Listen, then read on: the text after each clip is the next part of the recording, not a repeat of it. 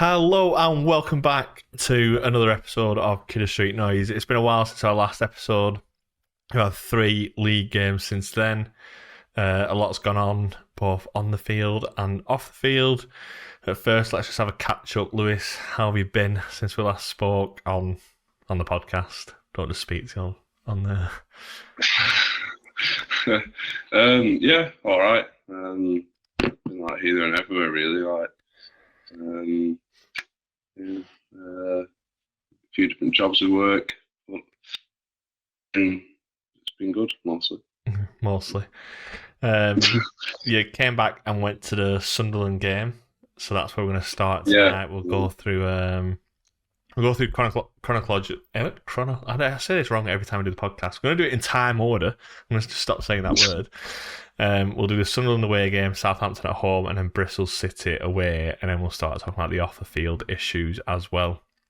So because you went to the Sunderland game, I'll let you tell us how it went. Yeah, well, I mean, our performance is good. Don't get me wrong. Just looks like more confident really going forward. But I think you've also got to take into consideration how poor Sunderland were.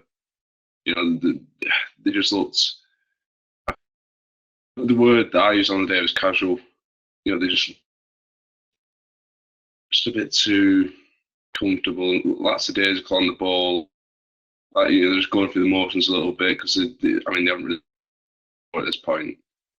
But yeah, I mean, you've still got to appreciate a win away from home and a win that big as well, because you know it doesn't come around that often. No, definitely not.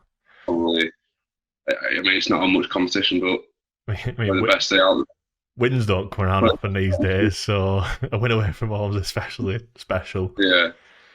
I mean, you text me on the way home, like I think it was like two hours after the full-time whistle, saying like, Jesus, how bad was Sunderland today? So I knew we were going to get on to that, like, even though it was a dominating performance. I think if you play really well and they're just like, if you just outplay a team, it almost feels better than, like, you could tell that they just weren't at it and it just weren't. I think it was the second goal where JRC takes a touch inside from the throw-in and Luke O'Nien just lets him skip past and get into the box. Like, your captain cannot be doing that. And obviously we get onto the Bristol City game where our captain is throwing everyone on the bus, but you just think, like, someone who's supposed to be like their captain, a bit of a hard man, like passion merchant, you can't be letting someone just stroll past. I mean, it was a great touch by JRC to get into the box, but once he's past you, or like once the ball's past you, surely you're not letting him get into the box and letting him roll it across to Smodic, especially at 1-0, like close to half time. Yeah. I don't know, I thought it was poor from them. So when you text saying how bad Sunderland were, yeah, they were bad, but also we were quite clinical in front of goal. Yeah. And we deserve the win fully. And looking at the league table now, it could be the win that keeps us up. That, like, if we'd have got a draw there or lost the game, like if they'd have played at their normal tempo or their normal levels and we didn't pick up the win, we could potentially be staring down the... I mean, we are close still anyway, but... I mean, those 3 points we picked up there looking increasingly vital as a game.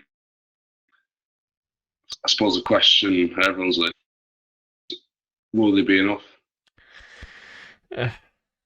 I mean, I'm going to ask you the question after about who's going to go down, who's going to go up, and where do you see us finishing and stuff. I did run through like a championship predictor this morning in preparation for the podcast. Like, went and did like all the results that I thought they would be, and then like looked at the league table towards the end, and it was grim reading, definitely grim reading. Yeah, how was the day? Like, did you go with Craven Effer?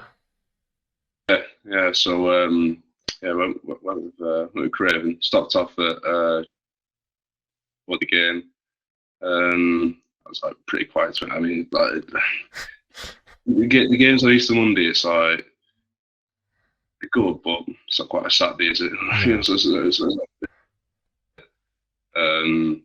No, no, it was all right. And before the game, no one. For a while, it sounds bad and it sounds a bit pessimistic, but for a while, I've just been going to expectation whatsoever, really. So like, kind of the mood on the coach was like, not like here we go again, but kind of weren't really expecting to. So yeah, it was it was a good day. Yeah, really enjoyed it. I know what you mean about it not being a Saturday, because I think if you go away and win 5-1 on a Saturday, then it's like cancel your plans when we get home. We're going out. We're not getting in. Yeah. We're staying up till 4 You don't really get that optimism on Monday night. Yeah, but on an Easter Monday when you're back at work on a Tuesday after a long weekend, it's more like, yeah, I'll get a takeaway on the way back and have a few beers when I get in. It's not the same levels of we've won 5-1, let's go out and enjoy it, because obviously it's been a while since we've got a win, never mind a win that big. So we came back for the Southampton at a home game. Did you manage to watch it? I think it was the day of Rebecca's 30th meal, so I managed to watch it on a dodgy stream on my phone whilst I was walking the dog and on the way to the restaurant, but didn't actually manage to catch the full 90 minutes. How did you get to watch any of it? No, I was working Saturday, and the match started same time that Rovers kicked off at a 3:00 kickoff, so I didn't see any of the game. To be honest, I was content with the result. It took a point, going into it, and clean sheets, bonus as well. And a lot of people afterwards seemed to be pleased with the. I was pretty encouraged. Yeah, I think none of us would have expected more than a point, and so there would have been some people that have predicted just a point, or that would have been happy with just a point. So I think the form they had going in as well, I think they scored 11 in the last 4 games before they come here, so to keep them out and not concede. But I think, and to put a negative spin on it, we were quite lucky. Obviously, Aribo hits the bar early on, where it bounces off the back of Pers and nearly goes in. Adam Armstrong on another day probably would have scored as well. We missed that bit of luck. There have been games, probably the Ipswich game, where we were unlucky, where we should have scored. But I put we need a bagsman in my notes. No, obviously that sounds daft, because obviously got Sammy Smodic, who's on 29 goals for the season. But I think you need a goal scorer that's, when it's 0-0 and you're not playing well, that's going to grab you a goal to win you a game. Does that make sense? Yeah. I can't remember any close games or games we've not been the better team, and we've snatched a goal by like a toe poke at the back post and it's won us the game. Every game we feel like we've won this season has been when we've been the better team and deserved to win, and we've created chances and Smodic has gone through and scored 2. But I don't remember any games we've been under the cosh for 80 minutes and a ball's fallen to us from a set piece and we've pulled it. Yeah. And I know they're hard to come by, but if you could turn them 0-0 draws or the couple of draws we've had since Eustace come into wins, you only need to turn 2 or 3 of them into wins, and it massively propels you up the table. So as much as I appreciate the goals that Sammy scored this season, I think we do need that person who's, when things aren't going your way and when you are under a lot of pressure, is going to actually pinch you a goal. But I mean, how do you scout someone like that? and where are they, and where do you get them from?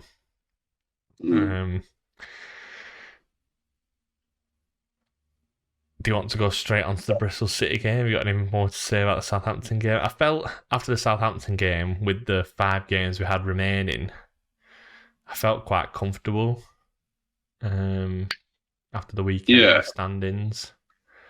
Yeah, I thought, especially off the back of those points. I mean, before the Sunderland game, if someone would have said, "Oh, Sunderland away and Southampton at home," they'd have bitten their hand off. Really, Yeah.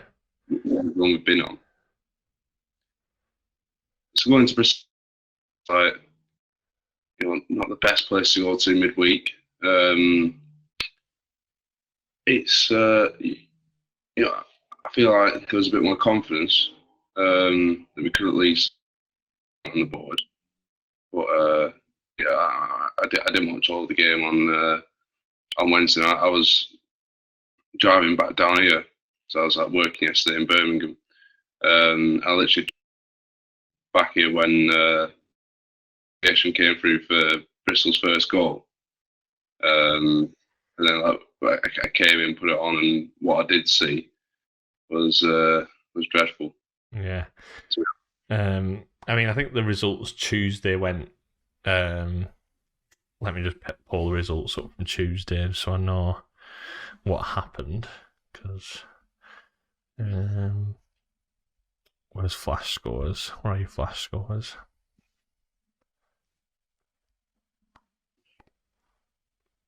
Oh my God, Plymouth are winning as well. So yeah, obviously Millwall beat Leicester on Tuesday. That was a bad result for us. Plymouth and QPR both got a point. Huddersfield got beat, but they were 1-0 up for quite a while against Preston. Sheff Wednesday got a point.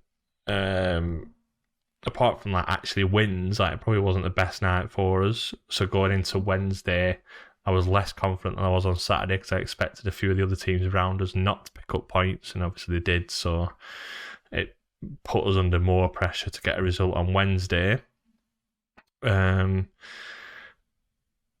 I thought Bristol City, with the position they're in, not really much to play for, and us seemingly having everything to play for, I fancied us going into the game. When I saw the 11 that he put out, I thought, yeah, that's probably the strongest team he could put out. But it was bad. Let's be honest. It was. I mean, I went round to mum and dad's to watch it because Rebecca's obviously in Dubai, and I didn't want to watch it by myself. If I watched it by myself, bloody hell, I'd have blown my brains out full time. But I went round to mum and dad's, had tea there, and watched it there. Obviously, the individual mistakes are bad, aren't they? Mm. The penalty, I think, is worse than the pass back because one, Britain's missed it, and then the tackle that Hyam's done. I mean, he's fouled him with his left leg. When he's right-footed, the ball was already past his left leg. I can understand him sliding and trying to scoop it with your right leg out of play, but the best thing you can do with your left leg there is back heel it. Mm. And even if you don't get clean contact on the ball, if you slide with your left leg, you're then facing the wrong way. You're facing your own net, with the way you'd spin to get up if you've gone left leg first. Yeah. Everything about it just didn't seem right, and it was just the decision of someone who's just completely lost their head. And I don't know whether it's because of the pass back or just what everything that's been going on this season, because he hasn't had the best of seasons, let's be honest. And just to go in at half-time 2-0 down when they've not really caused any problems. I mean, we didn't create much either, but we didn't really do much wrong, I don't think, apart from didn't do much wrong but giving 2 goals. But there wasn't. I think I texted you just now saying one of the commentators on Rovers TV, Warren Lucy, said, yeah, you can see the way that Bristol City want to play with Liam Manning as a new manager. They're 2-0 down from errors from us. So, yeah. Is that the way they want to play under the new manager? They want the other team to make mistakes and give them goals, and they want to win every game. They'd be all right. They play us 46 times a season, but if you're relying on other teams to make errors, then that isn't a style of play that a manager can bring in. No. But yeah, Rovers TV commentary we could talk about on a different podcast. With although this might sound harsh, I do think it's fair. Have we ever seen a bigger fall off from season to season? Of the year, last season, through the vast majority of this campaign. I mean, it's crazy because like it's not like he's in a new back four. I can understand like if like you get a new fullback and a new centre back partner, it takes time to gel. But he's even been like signed his best mate from Coventry to like go to a back five, and even playing with him looked like they never spoke to each other before. So Yeah. like, So a lot of people like at the time when Fads joined thought that was gonna we were gonna see the best of him again. Because like obviously he had a difficult time at the start of the season, and then it was like right, maybe Hyam will like his best form, but yeah. not happened really. I mean, I don't think it like the first goal, the pass back. I mean, I'd be pretty nervous as a centre back passing it back to Pers because with his feet, he's an absolute abomination. So that might affect him. With a tackle, it's just his head's completely fallen off. The third one, he just needs to clear it out or again roll it back to the keeper. But I think with the keeper in the net, you can't roll it back to him because again, he's rubbish with the ball at his feet. And I don't think Wharton helps at centre back because he's not as comfortable on the ball as Carter. It's like the whole sideways passes that you can make. Britain seems to be bombing on further forward, but there not being an option to pass the ball. Like the whole Pickering when he was playing inverted fullback or like inverted centre mid from fullback last season was always an option. But now he's sticking to like his traditional left back role, and we're almost like too easy to play against on the ball. Like everyone's like stood still. There isn't really much going on ahead of you, so he has to pump it into he has to pump a diag somewhere or pump it into the channels for Gallagher to chase, and it's not going to stick. So, I mean, we're defending a lot more, so we're going to see a lot more mistakes. Like the defender's going to cause a lot more mistakes because we are having to defend more because we're not keeping the ball as well because we're not playing the football that we played the last 15 months. But yeah, I know what you mean. Like the drop off thing, I can't think of anyone who's. I mean, was he to get voted Player of the Year last year? Yeah. So yeah, it's. I mean, he's played 60 games last year, and then he'll have played majority of games this year. I don't think he has like many. He's not had a massive injury break, has he? I think he had one where he missed like 3 or 4 games in a row. But he's not had much time off. Might just need a break, and then obviously being called up to Scotland duty a few times, some of them international breaks he's not had off. So might just be like needs like a mental shut off. Needs 2 weeks away to go and get his head straight. Yeah. What did you think about the scenes at full time? I saw Dan Ainsworth from Rovers chat on the telly, telling the players to get off, and I mean that's probably quite nice compared to what other people might have said. But we saw, I think Aidan texted you saying that Pers was telling the fans to calm down. Like, is that the response you want from your keeper that's just chipped in 5 away from home? That's just fathomable to me. It's just I can't really get my head around it as like a thing that a player in that situation would do. Do the players not know the severity of the situation? Like, do you think it's just like ignorance, or they're just trying to keep they have that positive mindset? But at the end of the day, like positive mindset won't keep you in the league. So, I mean, me in that situation, 5-0, a long way away from home as well. For the fans that travelled down, you've just got to like let them vent. Yeah, you've got to face it, haven't you? You've got to face it because it's fair.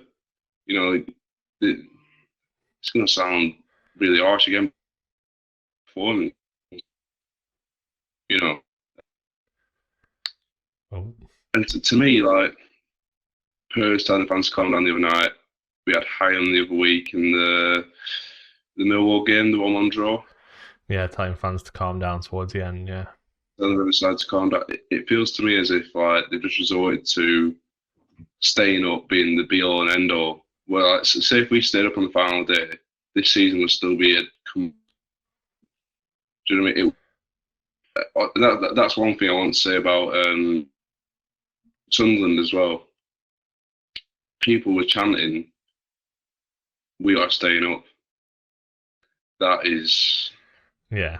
I mean, to be fair, for the players, that's the message they've had from the higher ups all year. Like obviously, we had the interview with Waggett in the summer where he said it's a terrible year to go down.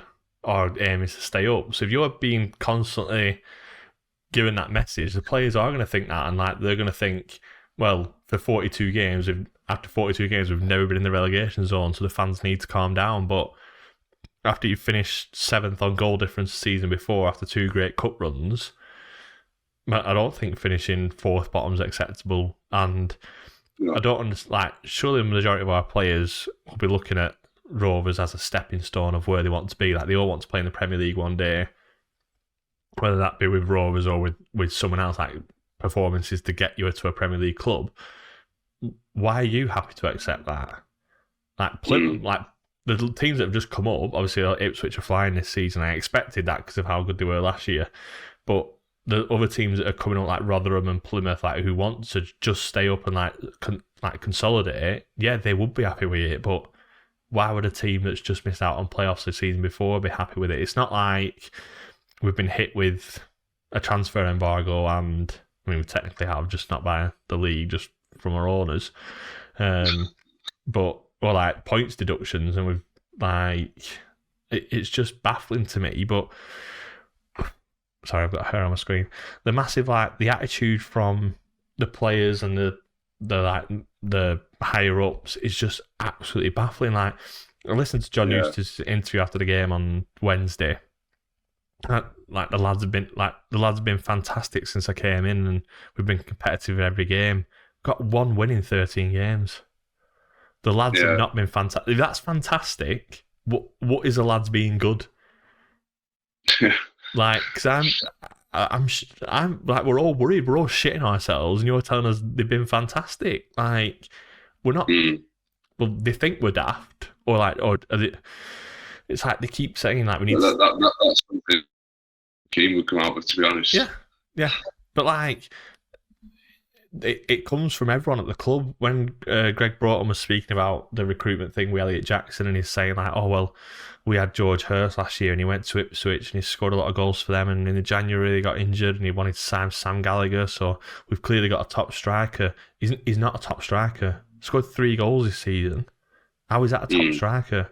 He stinks on the ball. He runs a lot off it, but as an actual footballer, in terms of technical footballing ability, definitely up there with the worst he's definitely up there with the worst we've ever had, because he can't trap a ball, he can't pass a ball, he runs a lot, and he scores goals when we go to Middlesbrough away because he just wellies it.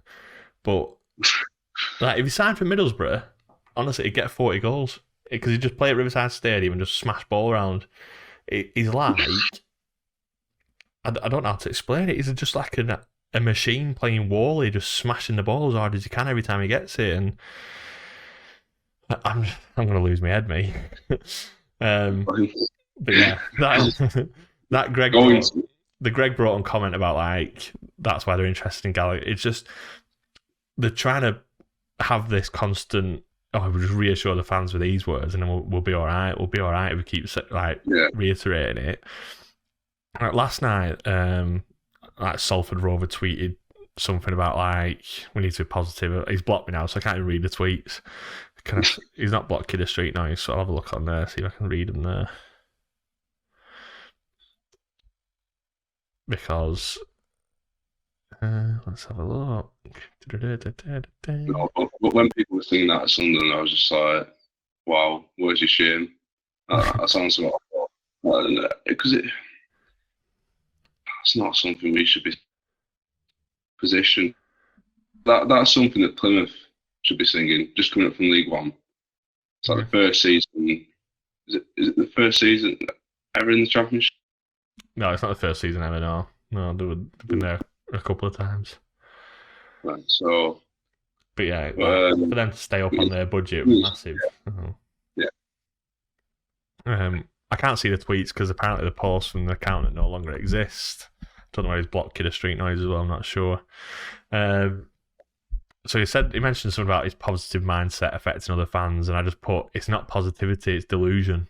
Like, positive would be saying, like, we've got academy players coming through. Like, it's not positive being fourth bottom or like staying up on the last day. And then he said something back to me, and I just put, you'd have been on the Titanic with a Sports Direct mug trying to bail out, mourning at everyone for not being as positive as you. And then there was another generic reply. So he said something like, I don't know what you mean. I tried to explain it. I mean, a Sports Direct mug probably would have saved the Titanic with size of them. I just put, the club is rotten, top to bottom. Ewood's grubby inside and out. Roofs are falling in. Roofs are failing in downpours of rain, and the team on the pitch are even worse. But let's all be positive. Better times are just around the corner. And again, it goes back to if there were injuries, if there were suspensions, if we were inflicted with other stuff off the pitch, and that's why we're in a relegation battle, I could almost forgive them. Like, next season will be better because A, B, and C are coming back. La da da da. We've not had that issue before the Hedges injury. I think we had a full squad of people fit for the first time in decades. So we can't really use that. And then he replied saying, "Oh, is that the manager's fault?" We're just like, so all them points I've just made, that's not, how have you got to that? It's not his fault, but he was hired to save the director's ass because JDT was going to out them after the January debacle. He's a yes man, nothing more, nothing less. And I do think the whole ask Steve, ask Sasha was the reason that JDT was eventually outed, sacked, mutually terminated, whatever they call it. And yeah, Eustace will not put that pressure on. He'll just say, we need to stay positive. We need to stick together. So yeah, the end that the Bristol City night has been, or since then, it's just been absolutely awful. But it could get even worse with obviously Plymouth winning now, which puts us 19. Plymouth go 2 points above us. So yeah, it's worrying. Like, obviously we'll kick off early tomorrow. We could be like, it might give other teams a boost if we get beat or we get a pump in tomorrow. Like, it gives the teams ready to play at 3:00 a bit of a boost, as if to say. Yeah. But yeah, and especially if the Sunday is just getting bigger and bigger by the day, to be honest. And more than likely, there's I don't think we've got any chance. It could be cricket score. That's how I'm looking at it. Right. Okay. So done all the on the field stuff. Time to get on the off the field stuff. So Rovers obviously released their books for the year up to June 2023. It's like the end of last season. That Kieran Maguire posted on Twitter. You'll have seen. If you're watching this, you'll definitely have seen the tweets and you'll definitely see most people's reactions to it. Got a couple of notes. I'm going to start with the CEO pay rise of £37,000 a year, £2,000 more than the average salary in Blackburn. But obviously, the average salary doesn't give a true reflection of what people are earning. If obviously Eurogarage's brothers are earning $1 million apiece, and people at Blackburn on minimum wage, the average still gets dragged up by them two at the top. I think like 40 hours on minimum wage a week comes out around 26,000, but don't kill me for that if I'm wrong. Might be just poor calculations. So yeah, for him to have more than that in his pay rise and like £13,000 in his pension contributions from the club is just absolutely disgusting because the only way to describe what he's done at Blackburn is abject failure. Like, I can't think of one thing he's done that's positive. And if anyone wants to comment and say that he would express, then yeah, it is a fantastic initiative, but as a CEO, you're really getting £40,000 pay rise because you set up the Ewood Express. I don't think one justifies the other, really. Which isn't really down to him, it's down to Soupy.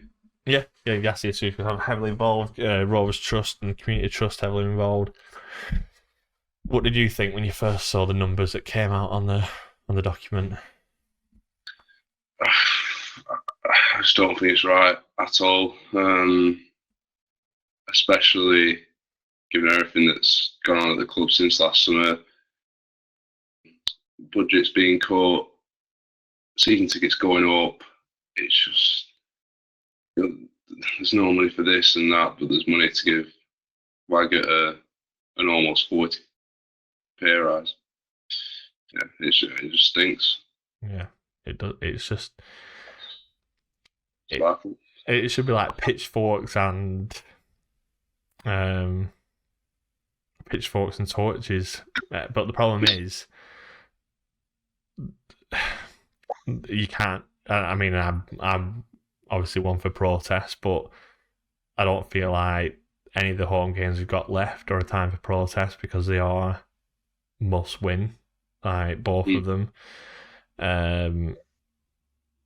That's why I felt like the Newcastle game was such a good opportunity because it wasn't a must win and we had the platform there. I don't think Sunday's the same, or like next Sunday's the same situation because of how. I mean, it's a relegation 12-pointer really. It's not even like a 6-pointer. It's massive. I think whoever wins that will stay up, and I don't think a draw will be enough for us. I think other teams will get a boost from us both dropping 2 points and will potentially catch us both. It's just not good. Another thing I noticed in the finances that lost another £20 million in a year. I'm just starting to get a bit fed up of this magical number of £20 million because it seems that no matter what the playing staff are, no matter what the season ticket sales are, no matter what the revenue is, I don't understand how with the FA Cup run, with the League Cup run, with the increase in average attendances, I don't understand how we've lost the same amount of money because I'm pretty sure the playing staff wages went down, everything else went up, so I don't understand how the losses are still the same. And like the more I look into it, the more annoyed I get. Like just like spreadsheets coming out my ass. I'm trying to figure out how this is even happening. But it just screams that it's just wrong. Like one of the things that it shows is the paid members of staff for each group. So you got like senior players and management, academy players and management, something else. Can't think what I think it was like account, marketing, and something else, management, and something else. It says on the senior players and staff, there's 79 individuals in that. Now, if you have a full squad of 23 players, which I don't think we do, I think like we're constantly bringing in academy players to fill the squad majority of the time. Yeah. Obviously, we've seen it with like Finneran, Tyson on the bench the other day. Like we don't have, I'd say we've probably got 20 senior players. Where are the other 59 people coming into it? Because even if you had like let's say our scouting department had 10 people, you still need to find another 49. Your physio and sports science, you're probably talking another 10, you're down to 39. Your coaches, another 10, you're down to 29. Who are the other people? Like, and that's, I'm talking like a good scouting team would be 10 people, and like a good physio team would be 10 people, but we don't have that. And like the backroom staff, I mean, we've still got Ben Benson taking fucking set piece coaching. Like it isn't a packed out backroom staff. And people are saying, oh, well, there's like academy members, that's separate, is separately accounted for, like all the different under 12s, under 13s, all them coaches are on a completely separate bracket. I want to know who these 79 people are and how they are justifying these wages, because if you look at, I can't think what the website is off the top of my head that shows you the players' wages, we're paying £11 million a year for our players. And I know some of them will be like estimated and some of them will be wrong. I think if you look at Tyrese Dolan, it says he's on about £500 a week, which I'm guessing is wrong. But towards the top end, they'll probably be close, if not bang on, to majority of them. And they won't be there. It won't be like they're quoting it as 11 million and it's actually only 5 or it's actually 15. They'll be there or thereabouts. So where is the other 14 million going? Like, it can't be going to staff members, because your staff members won't be on that much money a week. Your physios won't be on that much money. Your sports scientists won't be on that much money. So I just feel like if you're constantly losing that much money, surely it's time to have that. Let other people have a look at it, because you're clearly mismanaging the money somewhere. I'm not saying like go out and show all the fans, but there has to be like some level of I want to say visibility, but that's the wrong word. Accountability. Yeah, a bit like that. Yeah, but if you could justify how much you're spending and you could see where these people are, you could say, "Oh, well, fair enough." Like the transparency. Yeah, transparency. That's the word I'm thinking of. Obviously, when we first came down, Jordan Rose, Danny Murphy, Dixon Atu spent loads on wages, like ridiculous amounts. Scott Dan, Paul Robinson, all on hefty wages. And when we lost money at the end of that year, you could say, oh, well, that's because we're doing this, this, and this. Now we've got a team full of loanees, freebies, and academy players that aren't on that much money, and we're still losing similar levels of money. Just show me where. I'll happily accept it, because the season tickets haven't gone, like season ticket sales haven't gone drastically down since then. The prices have probably gone up. We're not selling more or less shirts. I'm assuming it's going to be pretty much the same. The EFL TV deals are only getting bigger, so how are the losses still the same? And I just feel like I'm throwing my head against the wall asking that question all the time, and no one else seems to be. Everyone just seems like, oh, well, Venky's have lost another 20 million. Oh well. Let's move on. Let's see what they lose next year. Next year it's 23 million. Oh, Venky's have lost another 20 million. All right. Oh, but a couple of numbers have changed. It's around the same amount though. And the year after it's exactly the same. And listen, if anyone from Venky's family is listening, I'm not accusing you of anything, but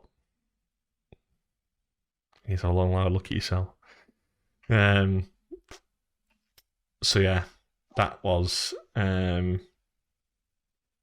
thoughts on the Kieran Maguire or the company's house documents at Rovers. Anything else you picked up on that you saw that you want to talk about? I mean, I only glanced through them, to be honest, because when was it? It was early this week. Either Monday or Tuesday, yeah. Yeah, so yeah, I don't really, give them a proper look, but yeah, it's just not great, is it? It just to me the question is Howler. Obviously it's not sustainable, but how can they carry on like that? It's just not a way to run a business, is it? No, it's not. And if they were enjoying it and getting the benefits, like they were coming to Blackburn to watch the football and like meeting with the players, like they were genuine football fans, I could kind of understand it. But to have like they've no connection to the club, they're probably not even watching the games anymore, let's be honest. And like, what are they getting out of it? Wink, wink, nudge, nudge. Like without saying the actual words. So yeah, there has to be benefits to them. We just don't know what them benefits are. So let's move on to our top 5, and we're not actually picking a top 5 this week. I'm just gone through 5 season ticket offers that I've found online or on Twitter that other clubs are doing that are something that we could definitely do. That, I mean, we've got the fans forum on Monday where the fans are going to go speak to the club, whether they'll even listen or think about these options before going into that meeting, or whether they'll just be thinking about what biscuits to have with the brew. I'm not sure. I think I saw a tweet where one of the options was to have the Riverside £100 cheaper than like the rest of the stands, which, yeah, it's great, but it's not enough. And I don't think that's where we should be starting with our season ticket initiatives and marketing. I think the Riverside's £100 cheaper. Quick, everyone buy one. Like, is that really like the club we are? So I'm starting off with the Bolton early bird prices. I think it's £250 for adults, the cheapest option. It was supposed to expire today when this comes out, the 13th of April. Then results went their way midweek with Wycombe dropping points, with Derby dropping points against Wycombe, and then they extended it a few more days because obviously if they win the game in hand, they're more likely to go up. I mean, to have a club like that where they're giving fans extra time to take advantage of a cheap price when things look better, it's just like, it's so far apart from where we are as a club at the minute. It's absolutely unbelievable. And people are saying, oh, we couldn't offer them prices. Why? I think they've sold like 13,000, might be 14,000 now. Like, our average attendance is 14,600 this season. That's including away fans. And if we go down, I'd say that's probably double what we're going to sell. Yeah. And we sold people next season who won't get a season ticket, I think. No, not the prices. Not the prices they're currently sitting at. And then obviously once the early bird runs out, which will be, I think it's renewed till Tuesday. Once the early bird runs out, I think it goes up to £350. Still a reasonable amount compared to what we pay. So yeah, that was one of the ticket offers that I looked at. There was also the Watford 75 miler. So Watford have an initiative where, so it's advertised to people who live 75 miles away or more, but they're not strict with it. So it's where you pick 16 out of 23 games. So you get a season ticket for 16 games, basically. I think they advertise it 13 out of 19 in the Prem, 16 out of 23 in the Championship. I mean, they're not going to go up, so it will be 16 out of 23 next time. And it's for basically people that can't make the midweek games because they live so far away. Now, although our fan base has gone down quite a lot since 2017, we do still have like people travelling from like a large catchment area from way out of town. This would be ideal. Like we've said constantly having like a Saturday only season ticket. We're like picking 16 out of 23 games. You might be able to make a Tuesday game, but you might not be able to make the Saturday game for a wedding. But you don't know that until whatever happens during the season. The benefit of this is like your seats confirmed. You get to keep your seat basically. Basically like a season ticket, but 2 weeks before the game you have to say that whether you're definitely going or not. So if you're not making a game, you can say to them, you can actually sell this seat now because I'm not going to this game, and it gets knocked off your 7 that you can't go to. A good offer and something that the club should definitely think about. Stoke, kids for £1, 12 months interest free as a direct debit straight to the club rather than using a finance company. It's just simple, innit? Kids for £1, £23 for a junior season ticket. Just makes sense. That's perfect, isn't it? Yeah. And then 12 months interest free thing. We had a lot of people that I know that got rejected in the summer when they were applying for our finance company that we use. There's a £40 admin fee, or a 10% admin fee, should I say, like £42.90. So when you're already paying £430, stick an extra 50 quid on top is just ridiculous. Like, making it the best part of 500 quid. It's just not a nice thing to do. Man City are doing a pay-as-you-go season ticket next season. So you pay for the tickets. So you pay £150 for your membership to start off with, and then you pay for your tickets 3 weeks in advance every game that you want to go to.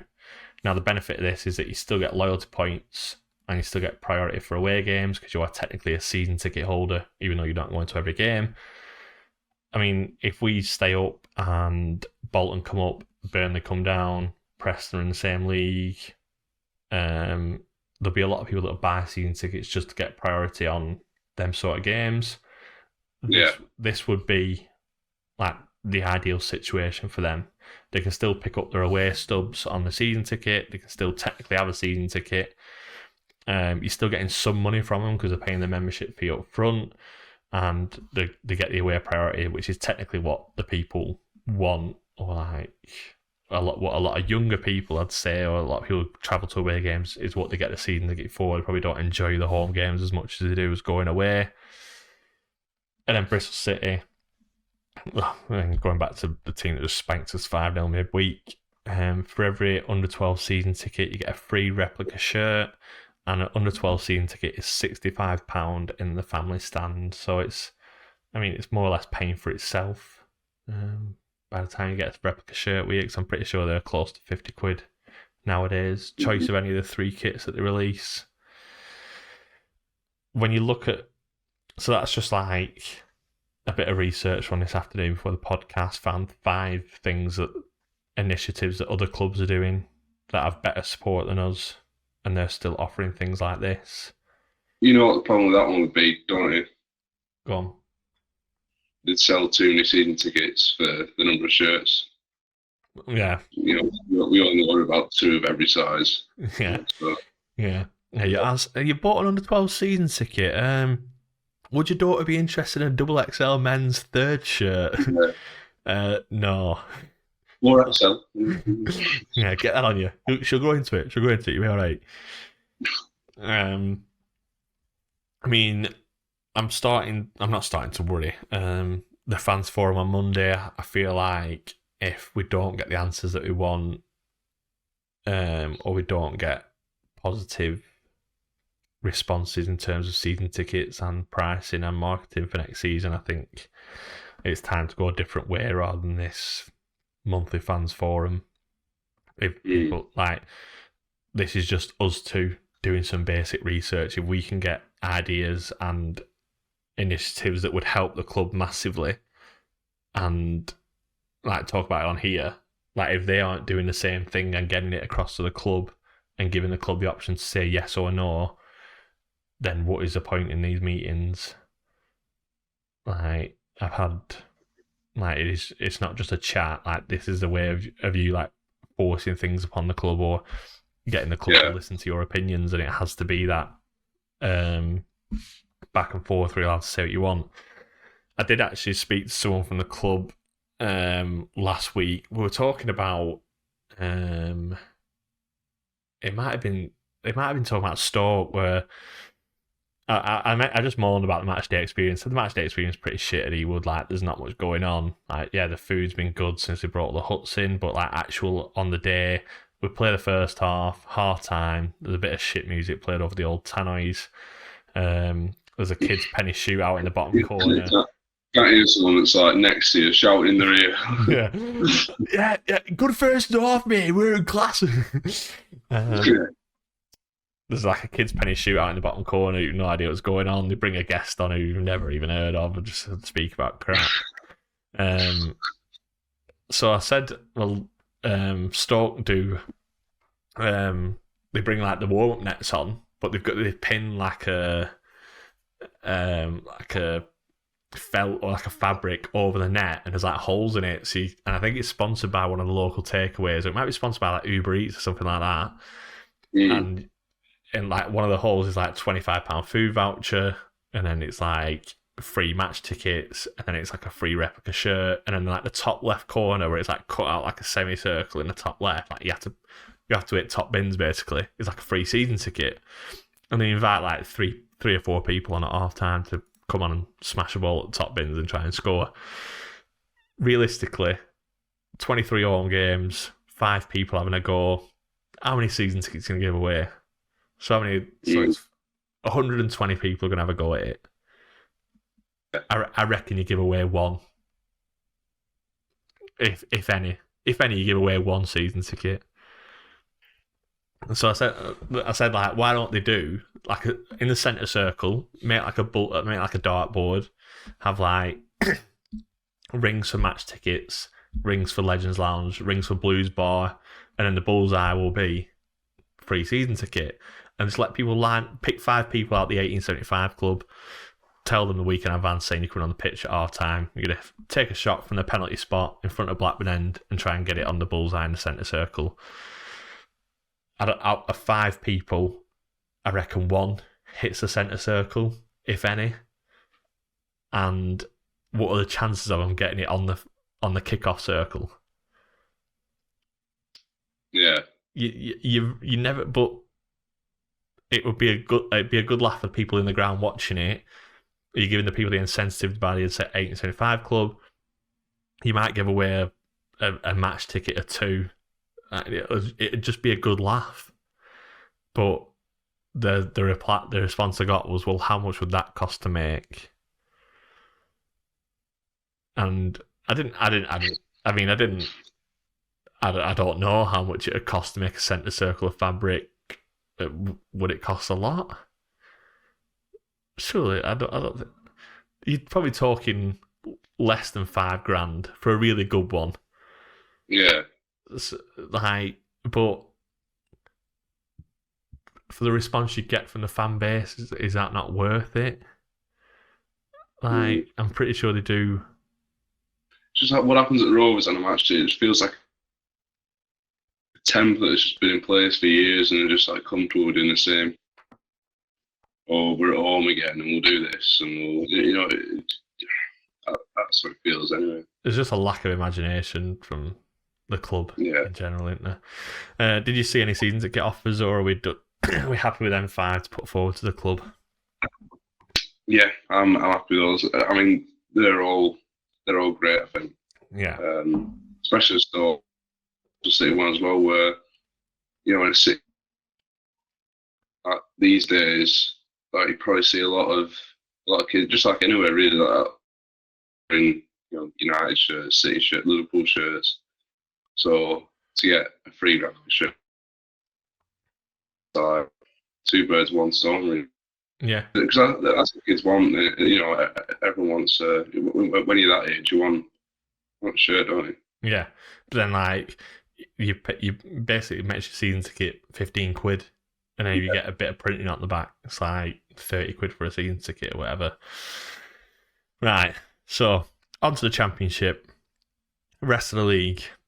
We'll start with who goes up because that's probably the positive place to start. Who do you think goes up from the Championship? I'm saying Leicester and who?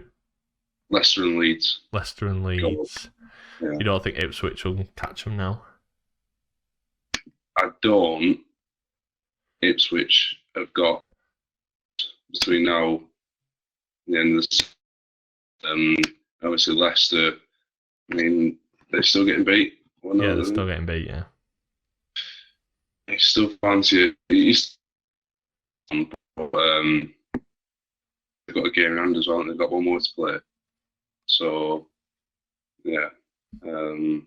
Leicester to win the league, Leeds second. And then for the playoffs, this might be a bit of a rogue shout, but they have been on a really good run recently. Norwich. What's on that? I mean, Norwich are going to finish 6th, aren't they? Let's be honest. If they're going to finish in the playoffs, it's going to be finishing 6th. They're not going to catch West Brom. They're not going to catch Southampton. Then they won't catch whoever finishes third. They're going to have to finish. They're going to have to play whoever finishes third. The only way I see them getting through the semi-final against a third-place team is if they play Leicester.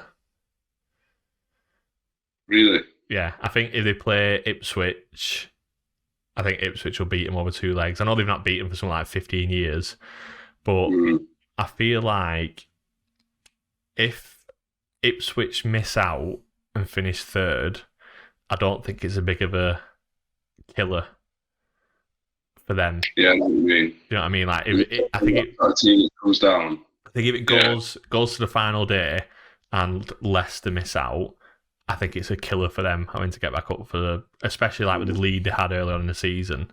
They'll go like with 14 points clear. That's what I was thinking about. It's like, I didn't want to go for like one. It's like obviously like the team that misses out on the top 2 is like everyone in the playoffs. But I was like thinking like, I mean, most of the times it's like a bit of a surprise, isn't it? Yeah. But or it feels like it when the team that wins. I mean, not always finishes third. As it stands now, it'd be Southampton, West Brom, 5th, 4th, and 6th. I mean, that could go either way for me. I don't think West Brom will fancy going down there, but I also don't think Southampton will fancy going up to the Hawthorns and getting a win. So that could be anyone's call. But I don't think any of them are strong enough to beat the top 3 in the final. But then I see what you mean about Norwich. I feel like Norwich at Wembley could have a do it with Southampton or West Brom. It's just that whoever finishes third, unless it's Leicester that have missed out late on, and obviously it will be down to their own fault, but if they get like a really bad run of results towards the end, obviously 1-0 down against Plymouth, if they finish the season really badly and miss out, I think that could completely knock the wind out of the sails going into the playoffs. So I'm going for Ipswich and Leeds top 2. I'm going West Brom to win the playoffs. I don't know why. I just fancy him this year. I think he's gone about his business quite well. Corbin in the background. Right, who goes down? Rotherham already relegated. Who's the other 2? This is honestly so tough. I was looking at everyone's fixtures earlier, and it's like so. You don't want to be the pessimist and say like, "Oh, it's going to be us," and because rather than on the podcast, Birmingham fans seem very negative on Twitter, like, from what I've seen anyway. They do have to play Rotherham and Huddersfield, I think. They do play 2 teams down there. I'm thinking they should be winning those 2, but I just think with like how apathetic they must be in quite a lot of trouble, and they must not be very confident at all. So I've gone for Birmingham and Huddersfield as well. Okay. I think we'll just get away with it. Yeah. I'm not even sure we'll win Sunday, to be honest. You don't think we'll win on next Sunday?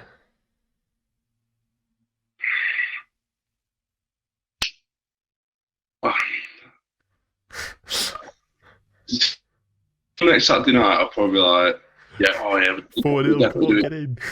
Yeah.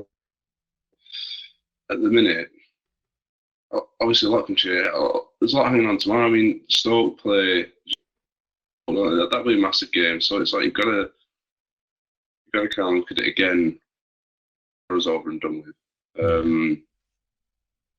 But I think we'll just get away and go in Huddersfield. I put my predictions in this morning to see how the league would finish, and I had Rotherham bottom, Huddersfield second bottom, and Rovers third bottom.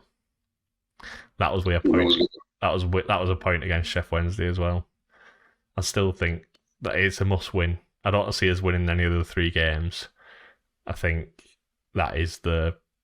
If we'd have won that game, we'd have stayed up. But we a point, it wasn't enough. I think we finished level with someone else on just outside. But worse off on I think goal losing difference. to Wednesday, it's good night, isn't it? Yeah. Yeah. So, yeah, that's the rest of the league looked at. I've got on here next season planning, but we've just hit an hour mark on a recording. I think we should save it for another week. We'd probably wait till after the Chef Wednesday game to see what we're going to do next season. Yeah. Just because we'll probably know after that game where we'll be. Yeah, I don't think much will change on in terms of our thoughts about the players that we're going to talk about. But yeah, we'll save it. Yeah, we'll save it for another positive episode coming after the Chef Wednesday and Leeds double win. No. Right, so if you're still with us, thank you for watching. Give us a like and subscribe on YouTube. Let us know what you think on Twitter. And just keep in touch. Like, if you see us, shout at us, throw tomatoes at us, whatever you want to do. We'll take any sort of criticism as well as any sort of positive feedback. And we'll see you probably after the Chef Wednesday game now. Enjoy watching tomorrow's game from behind the sofa. Yeah. Oh, another, is it 3 games on Sky we've got? Leicester will be on Sky, won't it? Yeah. So, oh well. Sky curse is coming. Enjoy, everyone. I'll see you in a bit.